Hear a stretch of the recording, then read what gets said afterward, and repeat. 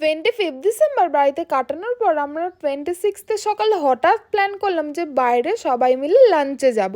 তো যেরাম ভাবনা সেরামই কাজ, আর সবাই মিলে পৌঁছে যাই লঞ্চ ঘাটে, গিয়ে টিকিট ফিকিট কেটে উঠে পড়ি আমরা লঞ্চ। আর এখানে দেখো আমার ভাইয়ের 2 মিনিটের হিরোগিরি, তোমরা বিশাল হিরোগিরি দেখাচ্ছিল, তারপরেই ওর ফুস হয়ে গেল। আর তারপরে আমরা পৌঁছে যাই ব্যারাকপুরের ঘাটে।